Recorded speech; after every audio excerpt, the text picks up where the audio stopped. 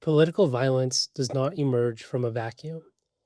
It is sustained by the cultural logic that treats domination, coercion, and hierarchy as inevitable and justified. It's not an accident of political polarization or a tragic aberration from democratic norms. It is the predictable outcome of a patriarchal social order that normalizes domination, coercive force, and the isolation that breeds antisocial ideation and its realization. Patriarchy does not merely shape beliefs, it shapes the very conditions under which violence becomes imaginable, justified, and enacted. Feminist theorists have long argued that patriarchy is the foundational system that normalizes this logic. It teaches that power is properly exercised through force, that conflict is resolved through domination, and that empathy is weakness. When political violence occurs, it is not simply an extreme act. It is an expression of patriarchy's deepest values. Charlie Kirk's life and death illustrate this tragic reality with woeful clarity. Kirk was a powerful political figure and social media influencer whose worldview and public work reinforced patriarchal hierarchies and perpetuated the marginalization of vulnerable people. Though to many, he was seen primarily as a perpetrator of patriarchal harm, he was also twice a victim of the very system he defended. First, through the patriarchal socialization and ideology that shaped his conservative worldview, and second, when he became the direct target of political violence that ultimately ended his life. His story demonstrates that patriarchy spares no one, not its critics nor its adherents. Patriarchal socialization of violence. In feminist theory, patriarchy is a system in which power is held by men and maintained through domination, coercion, and fear. Susan Brown Miller argued that patriarchal societies use the threat of violence as a mechanism of social control, normalizing domination as a legitimate means of securing order. In such societies, the threat of violence looms constantly in the minds of men and women alike as a real potential outcome of social interaction. Though her work most notably addresses sexual violence committed against women, Brown Miller discusses the breadth of violence that occurs in a system in which it is a feature, not a side effect, where violence is not only condoned, but in many cases glorified. Should one fail to uphold the social order, they could rightfully expect violence as a consequence. This social paradigm is echoed by Jordan Peterson when he said, "When men are talking to each other in any serious manner, that underlying threat of physicality is always there, and it keeps the thing civilized. If you're talking to a man who wouldn't fight with you under any circumstances whatsoever, then you're talking to someone to whom you have absolutely no respect." Like Kirk, Peterson is a proponent of patriarchal society and typically holds antagonistic views toward feminist ideology. Despite his ideological differences, Peterson details the very threat of violence described in long-standing feminist theory. Where feminists like Brown Miller criticize such systemic violence, proponents of patriarchal society, like Peterson, lean into the threat of violence as acceptable, inevitable, and even a necessary social reality. The idea that threat of violence affects men and women alike contradicts the popular misconception that feminist theory is only about women. As many feminists have argued, patriarchy does not only constrain women, it also constructs men through the same system of social norms. Bell Hooks emphasized the intersectionality of the patriarchy, writing articles and books that approach feminist theory from a number of perspectives, not the least of which was the perspective of the patriarchal man. In The Will to Change, Men, Masculinity, and Love, Hooks explains that patriarchy teaches men to value dominance, emotional suppression, and moral certainty over empathy, intimacy, and care. In such a system, violence is not an unfortunate side effect that appears only under extreme conditions. It is a core feature woven into gender roles, public life, and political rhetoric. When Hooks describes the patriarchy, she isn't referring to the idea that a father leads his family as the head of the household. Hooks's concept of patriarchy is a more complex, integrated social system, an institutional network that connects common topics of critical theory from gender and race to politics and economy. This use of the term patriarchy aligns with the less common feminist term chiriarchy, which may be easier to understand for those who struggle with the more popular term. In such an inter-institutional system of identity-based socialization, men are trained to read vulnerability as failure and empathy as weakness. This training affects not only personal behavior, but political ideology. Jackson Katz similarly argues that men's participation in harmful systems often arises from socialization, peer pressure, and institutional norms, environments that punish dissent from patriarchal masculinity. According to Katz, the cultural systems that raise young men, informing how they view the world, women, and other people, include their relationships at school, antics in the hallways and locker room, media depictions of superheroes, often violent, pornography, often violent, and political rhetoric. Do I need to say it again? It was within this same system that Charlie Kirk developed and promoted his conservative worldview, shaped within a patriarchal cultural environment that rewards strongman logic, binary thinking, adversarial politics, and punitive attitudes toward marginalized groups. Kirk was a victim and a perpetrator of systemic patriarchal logic. Kirk's rhetoric and activism didn't only feature but often advanced patriarchal logic. He championed rigid hierarchies, narrowly defined gender roles, suspicion toward feminism, and framing marginalized communities, for example, the LGBTQ community, immigrants, feminists, critical race theorists, as threats to the order of traditional Western society.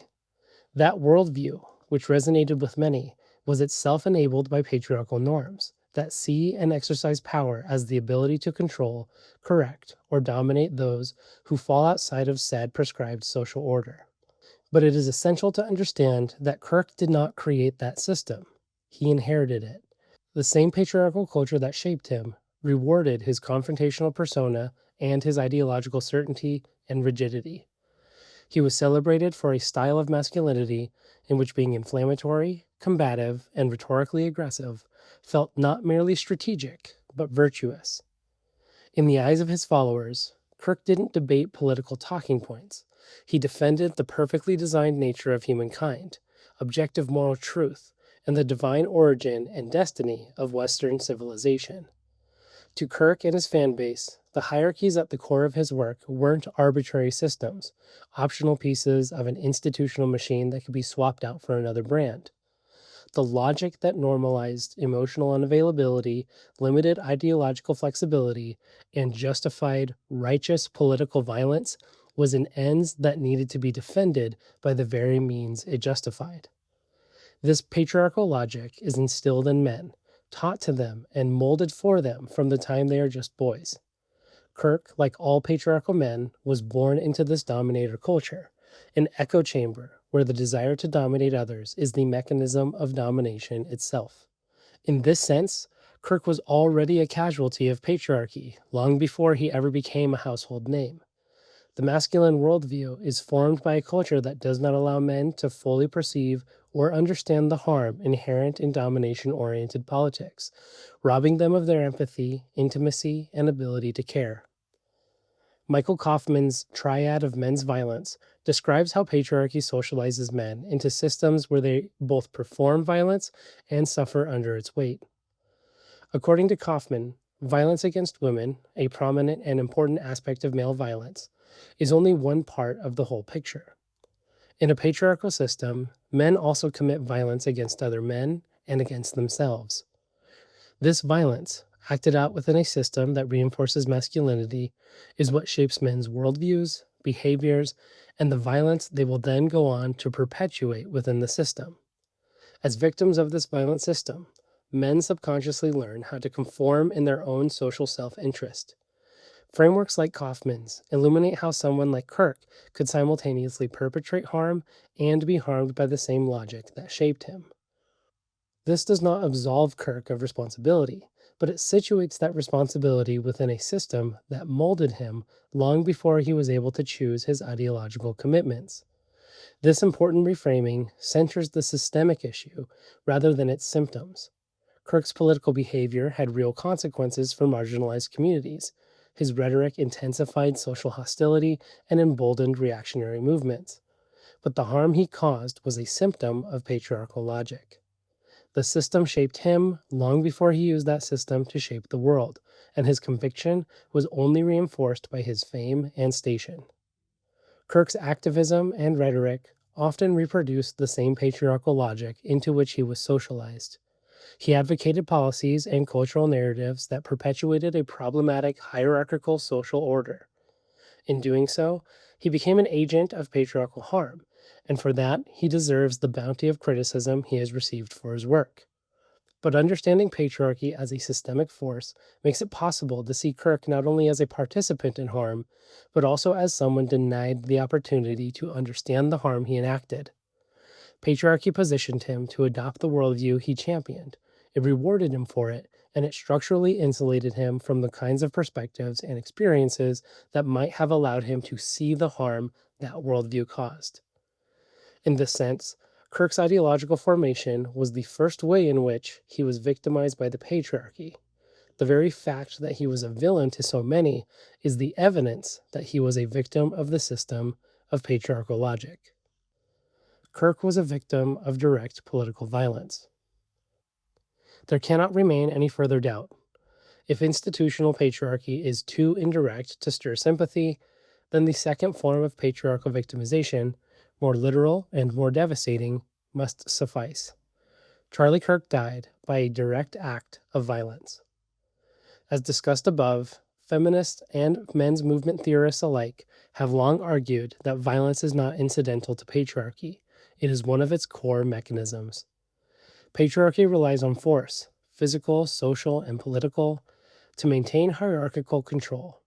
It teaches that domination is the proper response to threat, and that conflict should be resolved not through dialogue, but through silencing, not through understanding and collaboration, but through display of power, total domination. Political violence is patriarchal violence. It is the ultimate expression of a worldview that does not see people as invaluable, deserving of sympathy, patience, and dignity. It requires patriarchal logic to view people as disposable, expendable obstacles that can simply be removed or eliminated. This is not to misrepresent Kirk's actions as perfect or even admissible. Kirk's own rhetoric normalized violence and hate. Like Peterson, Kirk himself is on record accepting the threat of violence as an underlying foundation of social order, saying, "I think it's worth it. I think it's worth to have a cost of, unfortunately, some gun deaths every single year so that we can have a Second Amendment to protect our other God-given rights. That is a prudent deal. It is rational." This quote has been analyzed and criticized by many in the wake of Kirk's death, in some cases serving to justify his murder as deserved, given that he was the victim of the same violence he considered to be a prudent deal. Tragically, he was ultimately not exempt from the consequences of the system he endorsed. Patriarchal violence is indifferent to political alignment. It consumes the oppressed and the oppressor alike. Kirk's work advanced a worldview that valorizes confrontation, aggression, and punitive politics, and that same worldview made him vulnerable to the very violence he did not, could not, or would not fully understand. His death thus stands as a tragic example of patriarchy's circular logic. Those who benefit from patriarchal structures are among the people those structures destroy. He was harmed by patriarchy when it shaped his worldview, and he was harmed by patriarchy when it sanctioned the violence that ended his life. But that harm doesn't die with Charlie either. His wife, his children, and those in attendance were all made victims of political violence. The shooter was yet another victim of the radicalization that occurs only in a system of patriarchal logic. The whole world watched as a man was murdered, while people responded with grief, anger, relief, and even celebration. The serious problem of rationalizing or celebrating Kirk's assassination. By now, it should be painfully redundant for me to repeat that political violence is the ultimate expression of patriarchal logic, and that only in a system of patriarchal logic can violence become imaginable, justified, and enacted. If this is true, if violence is characteristic of the patriarchy, it is not only dangerous, but morally incoherent to celebrate or even accept Kirk's death as deserved. To do so is to reaffirm the patriarchal logic that violence is an appropriate response to political disagreement and ideological difference. To celebrate Kirk's death is not to reject his worldview and activism. It is to endorse the most extreme expression of his patriarchal worldview, viewing violence as, in Kirk's own words, a prudent deal. Anyone who claims to oppose patriarchy, but celebrates the killing of a political opponent, no matter how harmful that opponent's ideas were, has not yet internalized the fundamental principle that violence is inextricably woven into the patriarchal order. The celebration of violence, especially a death produced by political violence, validates violence as a legitimate tool of moral or political resolution. It is the reproduction of the same logic of domination that anti-patriarchy, feminism, and care ethics seek to dismantle. The belief that force is power, that elimination is an adequate substitute for transformation, and that lives are expendable in service of ideological goals. Hannah Arendt warned in her essay On Violence that once violence is treated as morally productive, it ceases to be an exception and becomes a precedent. She says, politically speaking, the point is that loss of power becomes a temptation to substitute violence for power, and that violence itself results in impotence. Where violence is no longer backed and restrained by power, the well-known reversal in reckoning with means and ends has taken place. The means of destruction, now determine the end with the consequence that the end will be the destruction of all power. As discussed previously, in a system of patriarchal logic, the means of violence is justified by the ends of an ideological pursuit of control through hierarchy, moral certainty, and the rejection of empathy for those who are harmed by the system. The problem is that once violence is justified as a means, the patriarchal logic required for violence inextricably alters the ends it sought to ensure. The virtues of feminist and anti-patriarchal theory are incompatible with violence and thus utterly destroyed when violence is justified as a reasonable means. Arendt continues, now here is the self-defeating factor in the victory of violence over power, more evident than in the use of terror to maintain domination. Terror is not the same as violence. It is, rather, the form of government that comes into being when violence, having destroyed all power, does not abdicate, but, on the contrary, remains in full control. Here, Arendt's political theory sustains feminist theory, explaining the very mechanism of patriarchy's self-sufficiency. Violence does not resolve violence. Violence begets violence. Terror, the form of government where violence is in full control, is the social order built upon a foundation of underlying threat of violence. The same underlying threat of violence recognized by patriarchal and anti-patriarchal minds alike. The celebration of a political assassination is not resistance, it is reproduction. The justification of violence is the patriarchal logic that underwrites misogyny, authoritarianism, and punitive politics. Patriarchy depends on this logic, that enemies must be defeated rather than understood, erased rather than transformed, and celebrating death affirms that worldview, even when the person who died held and promoted harmful beliefs. An ethos opposed to patriarchal violence demands empathy, something we love to talk about when the victim-perpetrator paradigm is simple, but avoid when it's complicated. The capacity to hold multiple truths at once is a challenge of the highest order. It requires acknowledging that someone caused harm and that their violent death is wrong. It asks us to recognize our own feelings of relief without allowing those feelings to metastasize into a moral endorsement, as we unfortunately witnessed in the aftermath of Kirk's assassination. Liberation can't be built on the same foundations as domination. You can't dismantle an oppressive system using its own logic. I won't lie to you. I won't make myself a hypocrite saying that my feelings about Charlie Kirk's death have been consistent and clear from the moment I heard the news. Particularly in the hours following the news, I felt a great deal of ambivalence. Sadness for yet another instance of violence in the world, fear for what violence might come in response, and relief. Relief is a natural and understandable response when someone who has caused harm is no longer able to do so. For those who experienced Kirk's rhetoric as threatening or dehumanizing, the sudden cessation of his influence likely registered emotionally as a release. It did for me. Survivors of harm should not be morally policed for their emotional responses. Feelings arise before reflection, and the experience of relief does not necessarily imply approval of the circumstances that produced it. This inward-facing experience has to do with the nervous system, the psyche, and the trauma of the person who experiences the relief.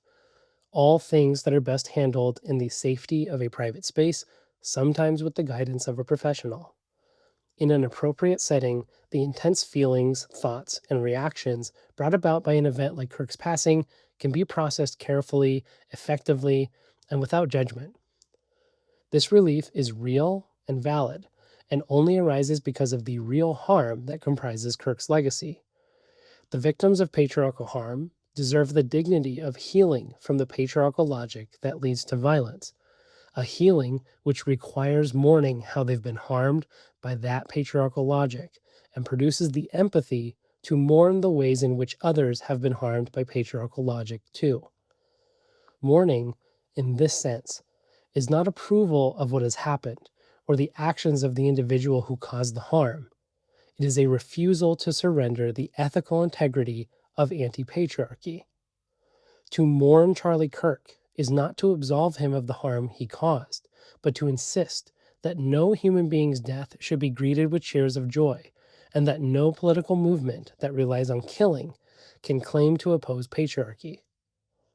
The ideology that realizes and condones violence is not and cannot be a feminist ideology, an anti-patriarchal ideology, an intersectional, democratic, or an empathetic ideology. Celebrating violence is antithetical to anti-patriarchal ideology. It is patriarchal logic, and to celebrate Charlie Kirk's death is hypocrisy to the ultimate degree. Healing from patriarchal logic. The condemnation of political violence must be universal, not selective. To genuinely oppose patriarchy means rejecting its logic in all cases, even when its victims are those whose views we find harmful or dangerous. Charlie Kirk was a man whose worldview contributed to the harm of patriarchal logic, but he was also a man shaped by a system that constricted his capacity to understand that harm. And he was, ultimately, a man killed by the most extreme manifestation of that system.